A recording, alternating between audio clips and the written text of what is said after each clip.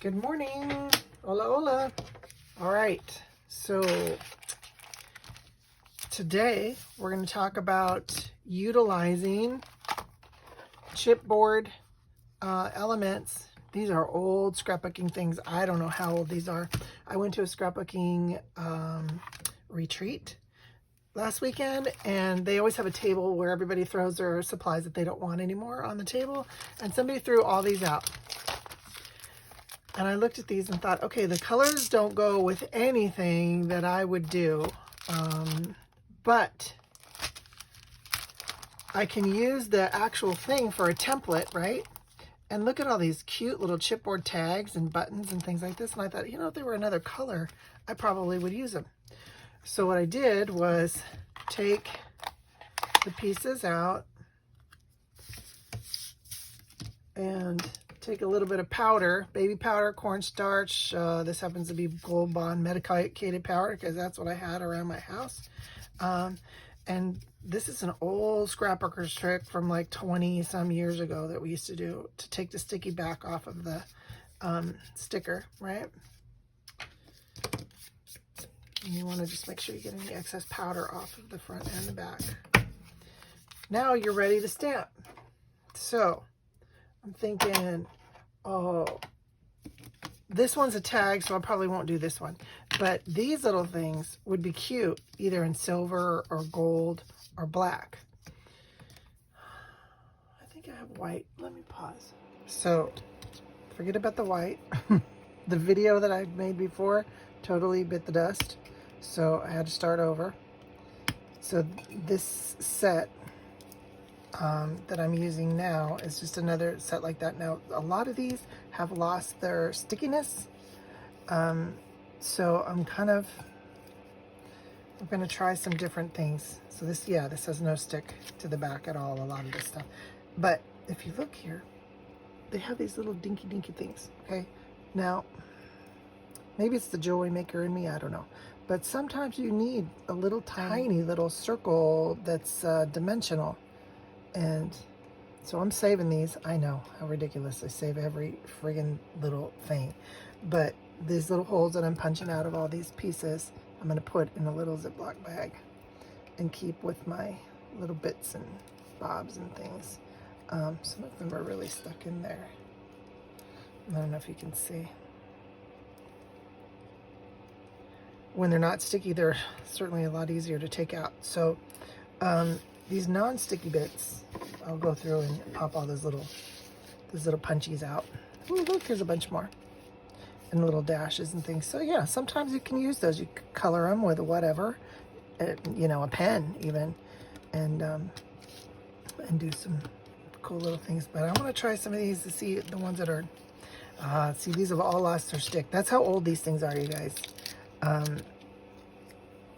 So my thought was, I tried stamping, and this is embossing powder. So this is Tim Holtz Distress Oxide ink, and then I put some clear ink and then some gold embossing powder and embossed it, and I actually kind of like that.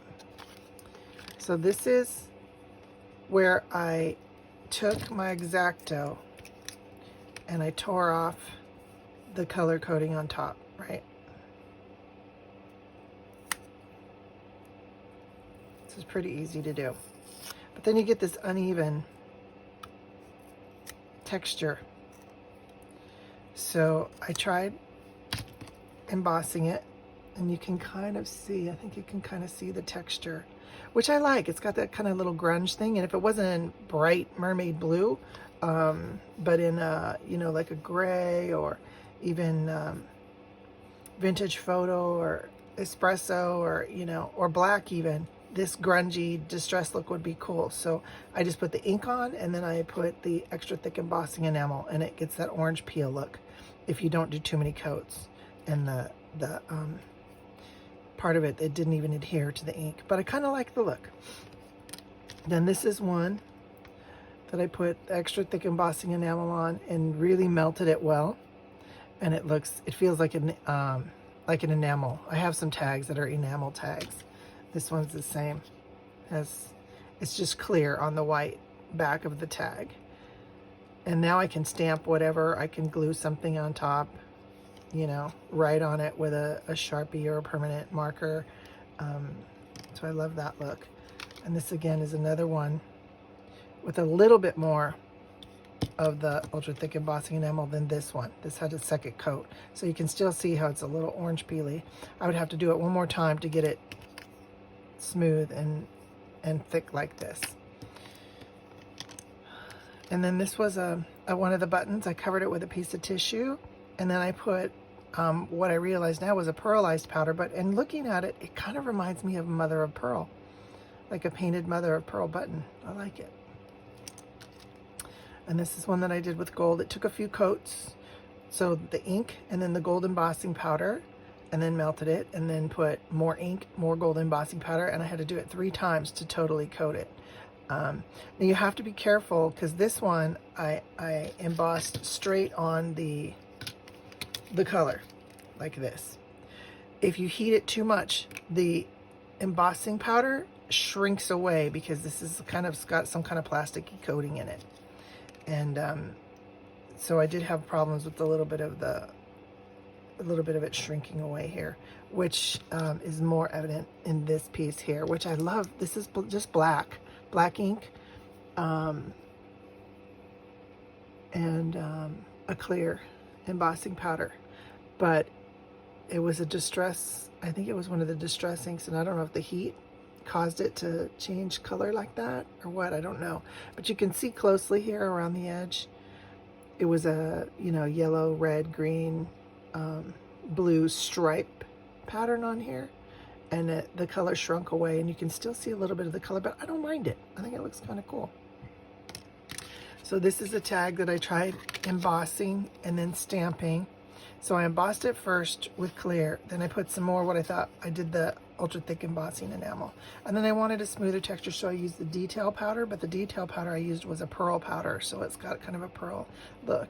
Then I just stamped an image with StazOn ink and embossed it again, and it kind of made it, the ink run, so it gave kind of a watercolory look. Now I could come back in here and paint this, do whatever. But anyway, I ended up tearing this off the top of the tag and then doing this to it. So actually, in essence, got 2 tags, because I could back this with some paper now, and it would be great. This one I really love. I wanted the whole thing to be like this, but then I decided to stick this in at the last minute, and I was using my heat gun going, and I have my X-Acto blade over here holding it down, and I'm letting the heat gun blow the stuff into the corner to cover the label, but what it did was it blew all the embossing powder off of the center of the tag. But I kind of like how it looks. I think it looks really kind of cool. So those were my first attempts at using ink and embossing. It's been 20 years since I embossed or stamped or did any kind of inky type projects, so you know, for being 20 years rusty, it didn't turn out too bad. Then my next foray into that was, move all this junk out of the way so you can see. These are some of the other little elements in these little tag kits. So I have a whole thing full of punched out pieces. These are all little circles from vintage wallpaper, and then I have some squares as well that were inchies when I was back into the inchy thing back in the day. So you never throw anything away, because you'll end up reusing it for something. So I put that on there, and then I'm going to ink it and then put some embossing enamel on it. I think that'll be a cute little element in a journal. And then this is a button. This is also another piece of vintage wallpaper from the 1920s, a little rosebud. And I think that'll be really cute with some clear on it. This is tissue that I Mod Podged down. A little bird. And I think this backed with some lace or some cheesecloth is going to be a really cute little detail element. This is a napkin that I just glued down with a glue stick onto the piece, and there's no Mod Podge or anything, and I like the cottony texture to it without being sealed. So I'm going to try it in a journal and see how it holds up. I think this would look pretty in a Christmas journal. And then Mod Podged some napkin, the edge, the decorative edge of a napkin here. So napkins and tissue and scrapbook paper work great on them. Now in this case, the last ones I had were really sticky, so I used, you guys saw me use the powder to unstickify them or whatever, to de-stickify. But these ones, the stickiness is worn off because I'm sure these are probably about 20 years old. But if you have ones that are sticky, just stick the sticky bit down on some beautiful scrapbook paper, some tea-dyed paper, something paper that you've grunged up or decorated. Stick it down, trim it out, and then you've got your new covered side that looks really good. And then you don't have that sharp edge because the new paper, this has a slightly rounded edge. Like with all die cuts, you've got a good side and a bad side, but once you cover this, it can look really cool. So that's what I was going to try with these, but they have no stick. So I'll come back again. I'll go through the other kits that I have, because I got a whole bunch of these, and see if any of them have any stickiness left to them. And then I'll try that technique and bring you guys back and show you. But I'm just playing here. So these ones I went through, like I just did with this, and peeled all of the original image off. And this is hard for me to do with my old eyes, guys, because I'm having to look at it from far away and get this off. So I may not be successful, because I really need to stick it right up under my face to see it. Because I have to look over the glasses. You know that maneuver. Because I wear glasses, not reading glasses. So I can only do my close-up work by taking my glasses off. Anyway, you get this texture-y, you know, thing, but it's like it's a really cottonized paper, these particular ones. So I just sanded them smooth with my sanding block. Makes a lot of dust, and you have to kind of go back, you know, around the edges. But when you tear that off, it doesn't totally tear the paper evenly. So you have to go in and sand it smooth. But then you have a nice, smooth, I have to sand that one more, but here's one that I sanded. It's real smooth. So now you can do these kind of things, and you won't have, probably you won't get, see how there's like the cottony texture kind of shows. So that it's just different techniques. I kind of like the cottony texture for some, if you want it to look really distressed, but if you want it to be really smooth and come out, you know, like this smooth, you would want it to be smooth to start with. So just some different options. You can also, you know, paint this. You can use just ink on this and heat set the ink and not even put embossing powder on it if you want. I mean, there's so many things you can do with these. So I'm going to keep playing and experimenting and seeing what are the things I can figure out. And I'll keep adding little bits of video, and then I'll put it all together and show you guys when I'm done. So of all the, I had 1, 2, 3, 4, 5 packages. And did I bother to check if all of them were sticky? No. I just took the one set that was sticky and powdered them instead of checking all these other ones that were not sticky anymore. Oh my goodness. So anyway, this is what I talked about using these as a template. Look. So this one is actually sticky. I'm gonna stick it down on this pretty paper here. Oh, wait, I want to do it so that shows in those tags. So I think that looks cool. All right, so you stick it down, then you take your handy dandy X-Acto knife and you cut all of these out. You want to stick it down really good.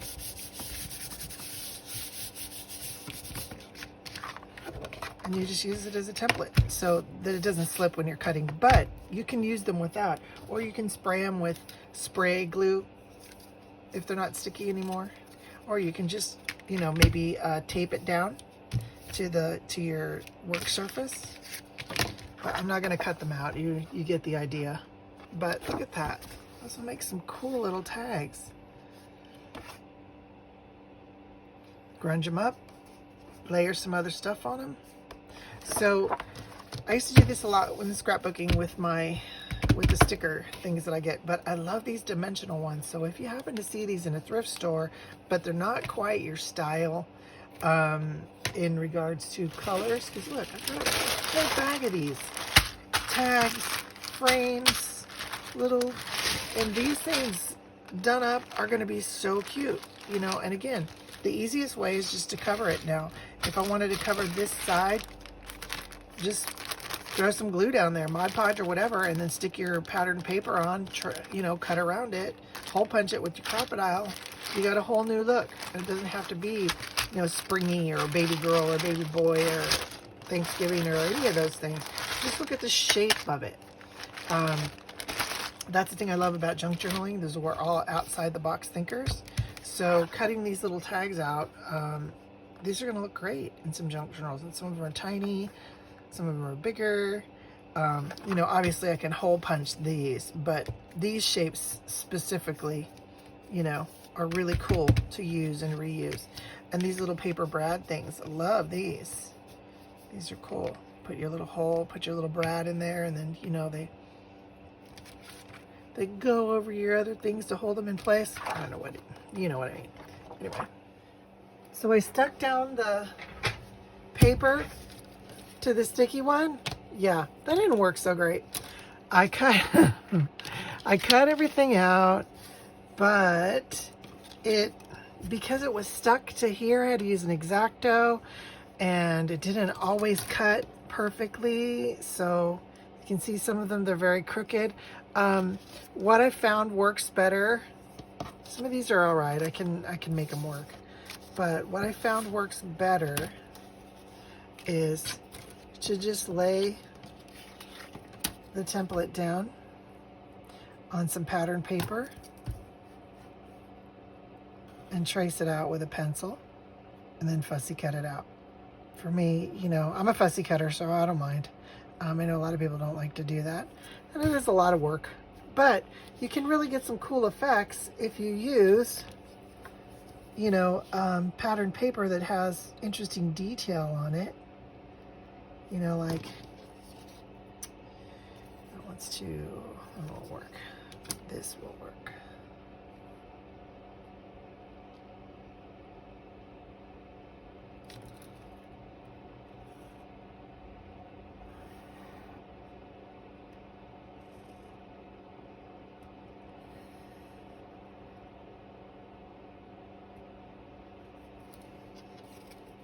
There, you can just cut that out.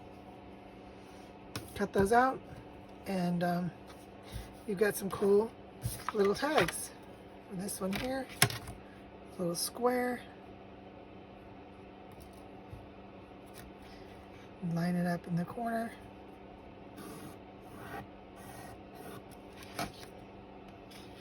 Perfect. Another little one here. Look at that one. That one's cute. So I find that lining it all up, you know, and using it like we used to use the old templates back in the days, scrapbooking before, when all we had was paper pizzazz, pattern paper, and the scissors, and then there was some templates that you could buy, and you could cut letters out and things like that with templates. We're talking old school, back in the, you know, mid to late 90s. So yeah, you got to dust out some of your rusty skills and start working on stuff like that. But you can get some really cool effects by doing that. Look at this. I'm doing this cool tag right here. Now, I'll tell you right now, this little scallopy thing at the end, without a die cut machine or something to do it, it's kind of a pain in the neck, because I did try to cut it. I'll probably end up just slicing it off straight, but it makes a cute little tag. So, and then you have little pieces here that you can cut other little, you know, little things. Or I just save that and use it. I know, it's crazy, but I would save that and use it as an embellishment on a card because it's got nice tearing, and I just stain up the edge with some ink. So that's what I decided on these, instead of sticking them down and cutting them out, because there's too much detail in some of these things. Even with an X-Acto blade, to get it out, they don't come out right. So, but they do work really great for being templates for tracing and cutting out. So I wanted to share that. Now I'm going to put together something with all the stuff that we have been working on so far. Bought these cool tags in a estate sale. Got a whole, look at that, whole stack of them. This, however, not my color. Probably will cover every single one of these up, but I love the old funky string on it. They're already pre-reinforced, so I can just cover with some copy dye paper, which I keep my copy dye paper in this, organized by style and color. So, you know, I can do whatever, a multiplication table on the back of one side. I might save that for something else, but there's all kinds in here. Let's just find a basic plain one. That's a good one. So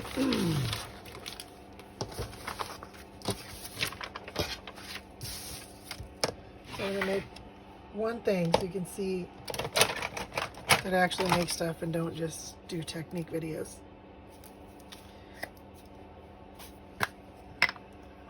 My hands don't seem to be working today.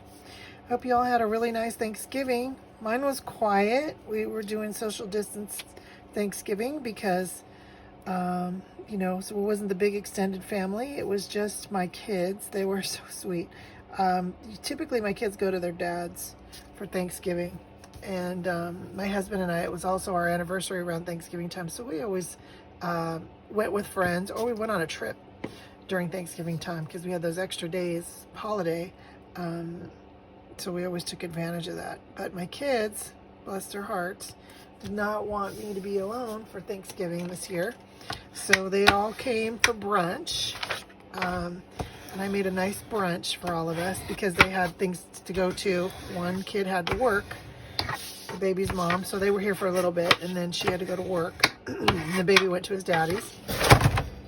So, oh, hello. So we did the brunch thing, and then there was a lull between meals, and we went over to the assisted living facility where my father lives. And the kids that were left all went and saw Papa for a few minutes. And they won't let more than 2 people visit at a time. So what we do, we break the rules. We're rule breakers. We go see him and visit him through his window. So he comes up to the window, and my son actually took the screen off, and Dad poked his head out the window, and all the kids stood around the sides of the window when we took a family photo with him. And we took him some brunch food. He called me later. He goes, "Hey, they just brought me that food you brought me. What kind of food was that?" And I said, "It was brunch, Dad. We had brunch. We haven't cooked our turkey dinner yet." And he's like, "Okay." He goes, "They said that you brought me a Thanksgiving meal." I said, "I told you when we were there that I brought you brunch, Dad. It's breakfast food. It's not turkey." So I think my brother brought him a turkey dinner anyway. So I don't know. But then we came back, and I cooked a turkey with my daughter and her boyfriend came over, and one of my sons was here, and we had a nice meal, the 4 of us, quiet, and it was beautiful. So I'm really, really blessed and thankful that I have 4 amazing kids, and then the significant others of my kids that they've chosen are all really lovely too, and very supportive. And 2 of them have never even met my husband. You know, he was gone before they came into the picture, but they're all so supportive and so loving, and I really feel blessed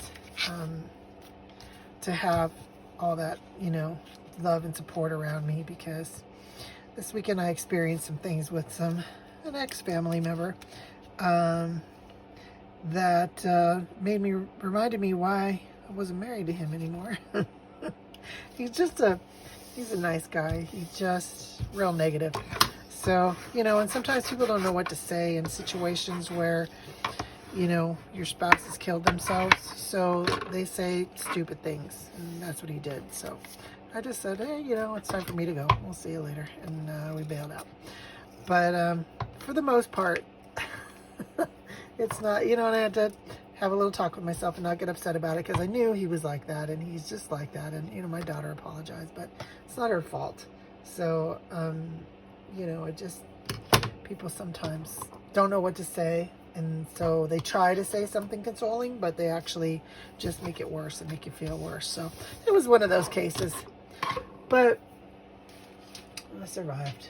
It's all right.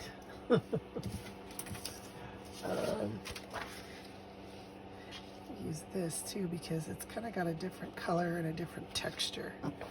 So I'm going to try this. Just getting lazy with using the coffee dye paper, but if any of you watch, I highly recommend Andrea at Artie Mays. She is a really incredibly talented lady, and she's got some great videos here on YouTube. So if you haven't watched her, I know a lot of people that have found me through her and through some of her friends' channels. But if you don't by chance watch her and you're looking for more YouTube channels to watch, she's great. And she does a series called Junk in the Trunk, which I absolutely love. And what I've been doing is kind of something similar, where I have an old suitcase and I toss everything when I'm done with it, all the pieces, in a suitcase, right?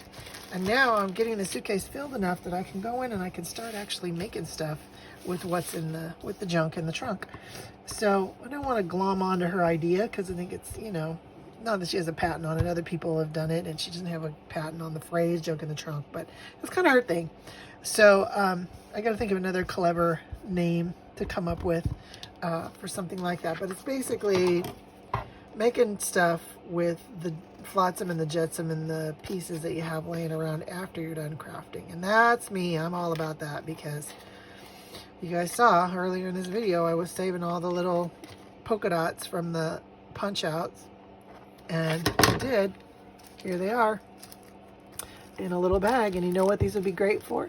Cupcake sprinkles, shaker cards, confetti cards. You use those for a lot of little things. So they were worth saving. Anyway, junk in the trunk.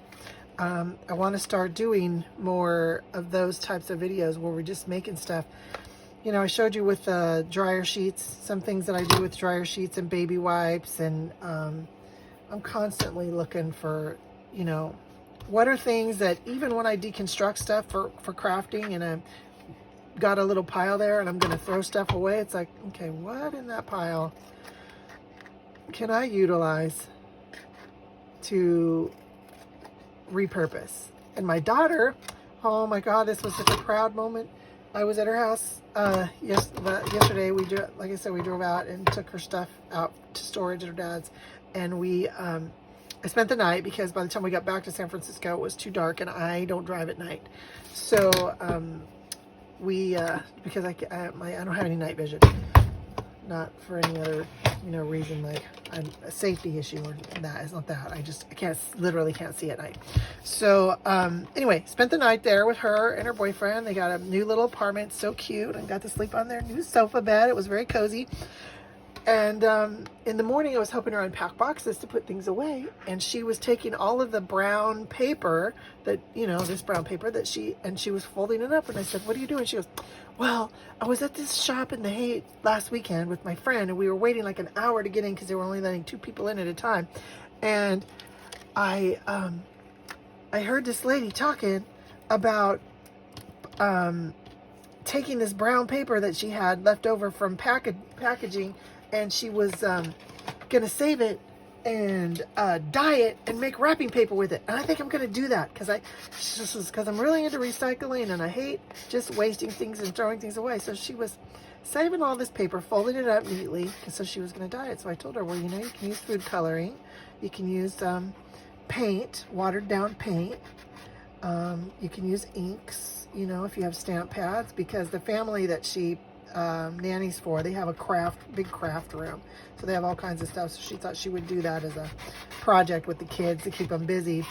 However, now she's not working because the mother just came back from Mexico and has COVID, and so now the whole family, or her and the husband have it. The live-in au pair, they don't know if she has it yet or not, but the kids have been exposed, everybody. So my daughter was not exposed, so she can't go back to work till they're all COVID free. So she don't know when that's going to be, and she doesn't know if she'll be able to do these crafts for them by Christmas. So she may be doing them herself on her own. But I think that it was a proud mommy moment when I saw my kid, who, you know, I mean, they're crafty. My girls are crafty, both of them. And even my son, sometimes he says, hey, I had to channel my inner Karen Simone and get crafty, Mom. And, you know, they all have their different things, and they cook. They're all good cooks. And so I have taught them well. But it was just great to see that she was like, I'm going to save this. I'm going to do something. I was like, oh, yes, you are my daughter. So funny. So anyway.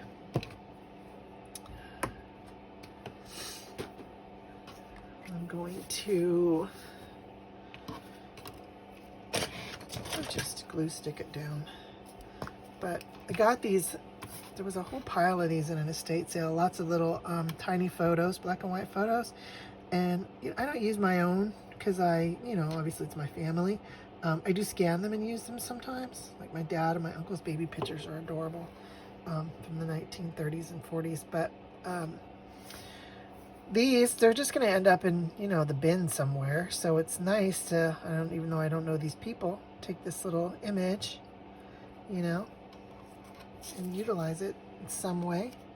And then those people live on. I always think that's so sad when you go to an estate sale and there's a whole box of photos.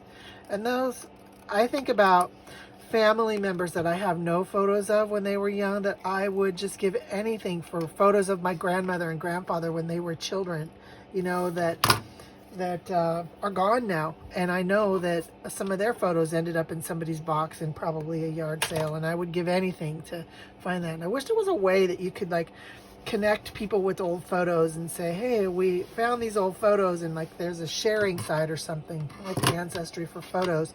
Say, I found this photo, bought it at an estate sale in Oakland, California, has da-da-da written on the back, you know, and you could maybe put together who that person might have been, or, you know, maybe find their family or something. I don't know.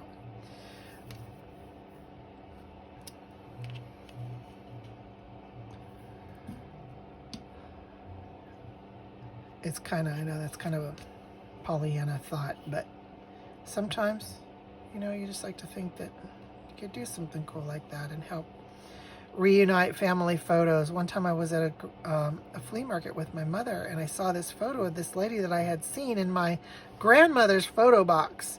And I said, Mom, isn't this lady a relative? And she said, yeah, that's my Auntie Ellen. And come to find out, this was the girlfriend of the cousin who lived in my great aunt's house. And when she died, they just took all the stuff to the flea market and sold it. So my grandfather's baby pictures, my great grandparents, you know, on that side of the family that I have hardly any information about, all gone, sold in a yard sale. And it just friggin' breaks my heart. It really does. Because you want so badly to have that connection and to be able to, you know, say, hey, these are my ancestors, this is my you know, family or whatever, and to not be able to do that. Sorry you guys can't hear me. Let me pause for a second. I gotta go rummage. All right, found some stuff. This blue is bothering me, so we're gonna try to, let's tame it down with a little bit of ink. It's just a little too bright. Maybe it's not the blue so much as the white.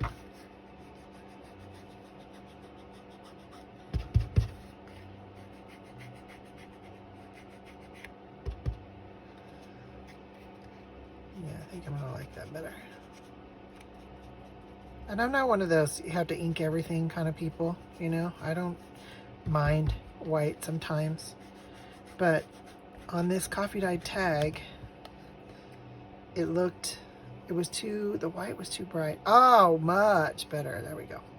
Okay, so now I have different things, and I don't know what I wanna put. So I have that. Layer that. Put these leaves kind of down at the bottom.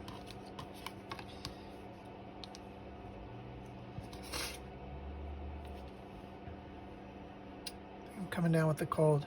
I don't think it's the Rona. And I hate that you even get a sniffle now and you think, oh, I gotta go get tested.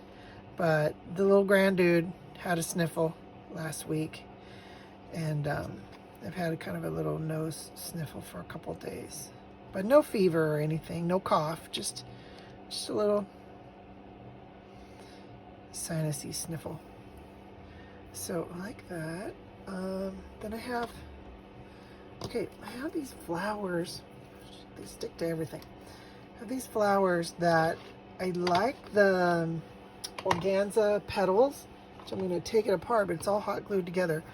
But look at these. Look at the little stamens. You know, you take a few of those and just kind of glue them in the corner of a flower or something to stick out. You could hit them with a little ink. I don't know. I thought about that, but kind of liking that, like that. And then I have, this is just a small portion of the mother of pearl buttons that I have. I could use one.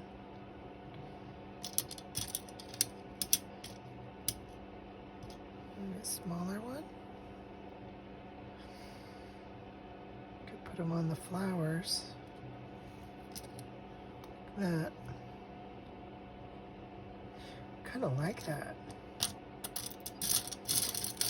Another little one.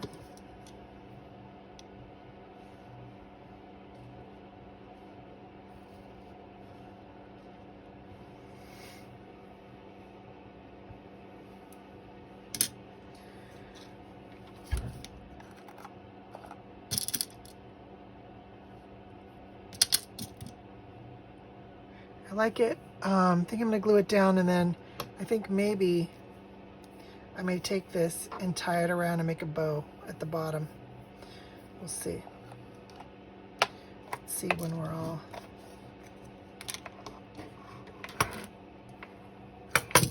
finished.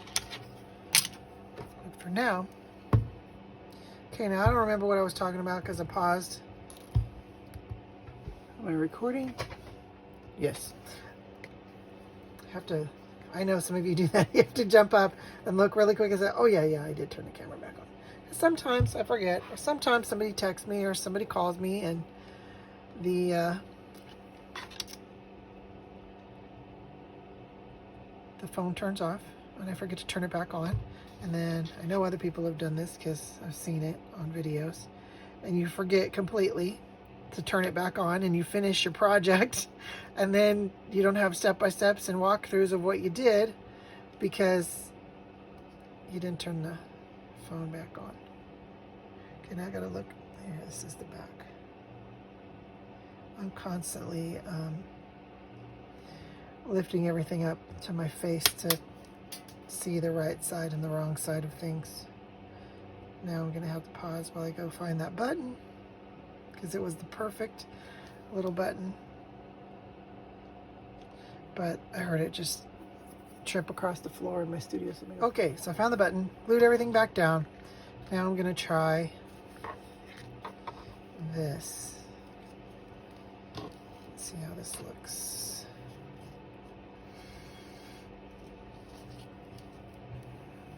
If I can do it. I'm feeling like fumble fingers today. My daughter and I we were in Lodi, California, if you know where that is. You know the Creedence Clearwater Revival song, "Oh Lord, Stuck in Lodi Again"? Yeah, that's the song. And let me tell you, it's that kind of a place. How he wrote the song, it's grown a lot, but when I was a little kid, we used to go through there on our way to deer hunting up in the mountains.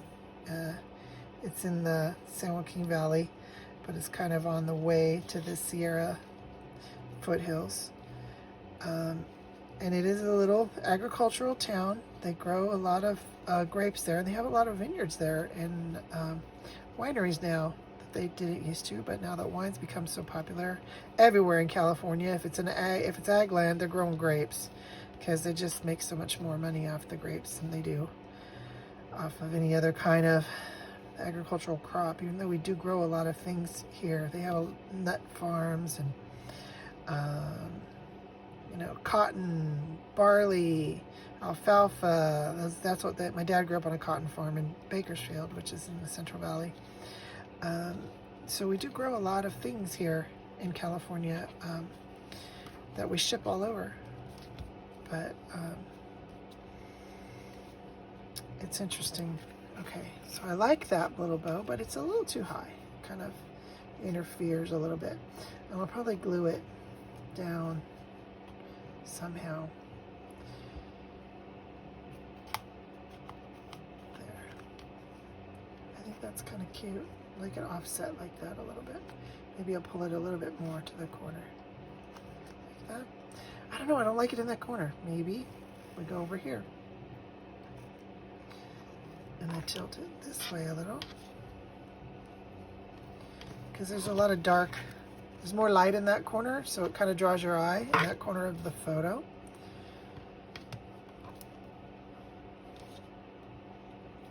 So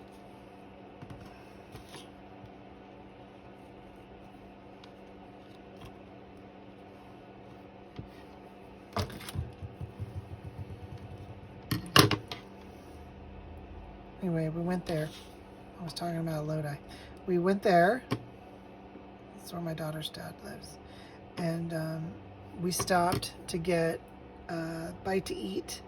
And we checked out a couple of antique shops that they had there. But my daughter, Mrs. San Francisco, is very strict about their mask laws. Lodi is a little more loosey-goosey. It's a different county. And she says they don't care there. I think they care. I mean, I saw half the people I saw in the stores had masks on, but over half of them did not. And she started to freak out a little bit and didn't want to stay in the stores because it was bothering her that so many people were walking around without masks. So we shopped really quick and got out, but I did get some really cute things, and I'll show you in a minute here what I got. So I think I'm just gonna very, very lightly tack this little bow down a little bit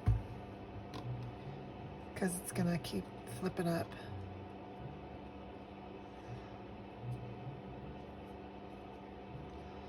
There. And this glue, man, you gotta be like on it with this glue because it leaks out, especially if the bottle's really full. It leaks out so quick. Like, you have to be like Clint Eastwood with this thing and stick it back in before I have problems with it. All right, so let's see. Let me punch a hole. All right, there's my original hole there.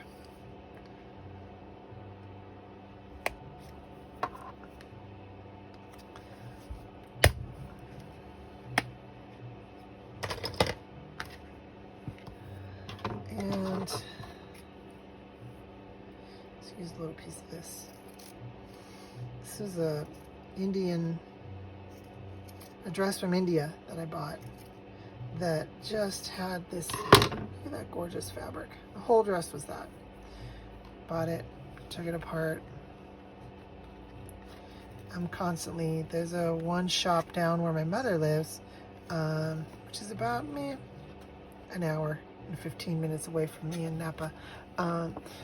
And they have a large community of people from India. So their thrift stores have lots of saris and all kinds of, these things with these beautiful fabrics. And I will do a a haul video soon and show you some of the amazing, gorgeous things that I bought at this place. So I want a little something here, a little pop of color, maybe something pink.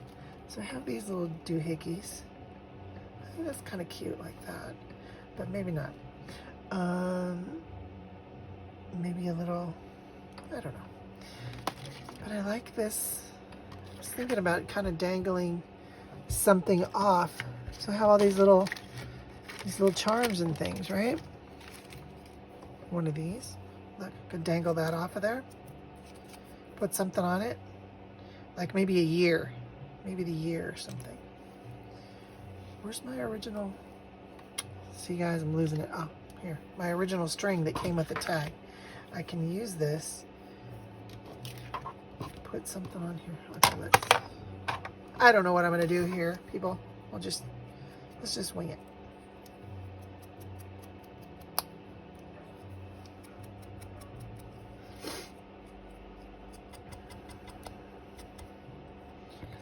So I scored some shatterproof ornaments for my daughter Kaylee for Toby's Christmas tree, because you know, when you got a 1.5-year-old, you don't want to use really fragile. I have a lot of vintage ornaments from the 30s and 40s, and I am not putting those on my tree with a little baby that doesn't know about Christmas and is just gonna ruin them.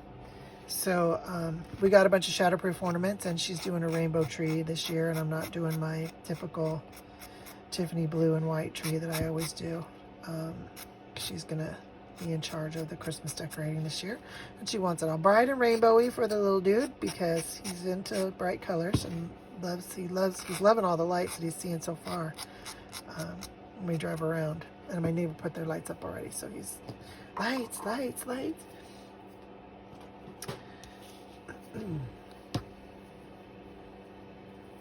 So I'm wondering, I'm gonna wait. I'm gonna tie this because I was thinking, okay, if I just put the string, let me tell you, let me show you my thought process here. If I put the string on the tag like this, right?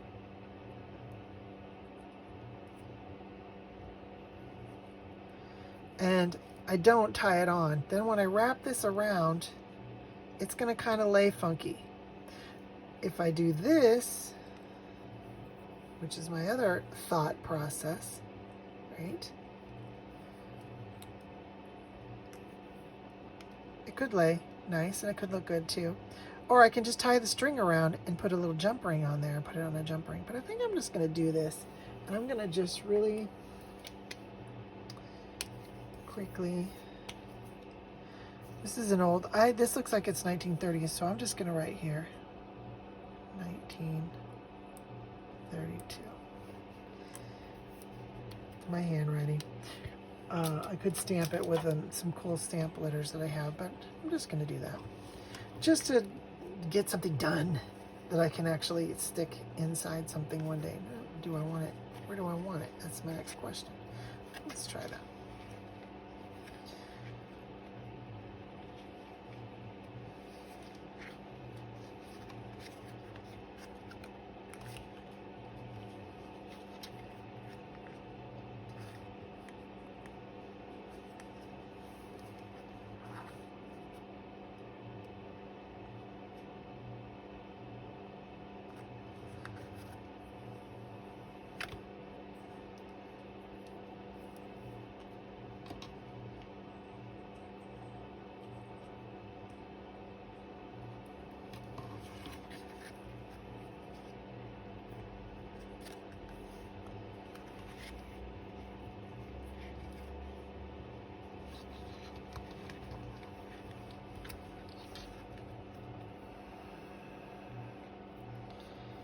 Sometimes I get to thinking, peeps, and I don't know, I swear you could see the smokestack coming out of my house from the wood burning from my brain of my thoughts as I start thinking, oh, I could do this, I could do that. And I know some people sit there and they audition things and try things and, ooh, let me try it here, let me try it there, let me see how it looks like this, let me see how it looks like that. I don't usually do that in my videos because sometimes people don't want to watch that. But of like that. I think it looks cute. And I know it's kind of hidden under the bow a little bit, but I think it's cute. I like the string like that. Now this isn't a tag that I can stick down in a thing. It's going to have to be paper clipped inside of something. You can't really write on the back of it because it's already been, you know, the stuff on the bottom can come off. I could staple it to secure it on there or whatever, but it's not that big of a deal to me. I'm just gonna stick it. There we go. One completed tag with all of the little bits and pieces that I have in my tray that I was using. So it's one of the little frames that I decoupaged some napkin onto. Some vintage mother of pearl buttons, a piece of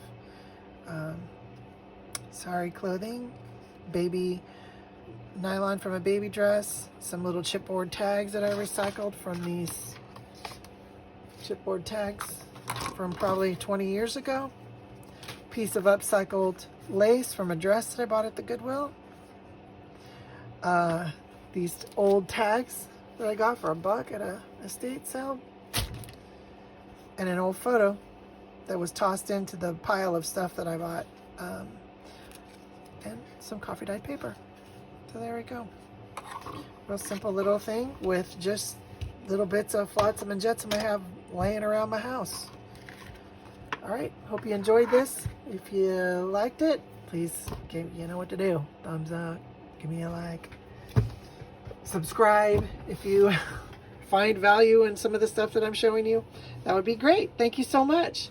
Thanks for stopping by. Have a great day.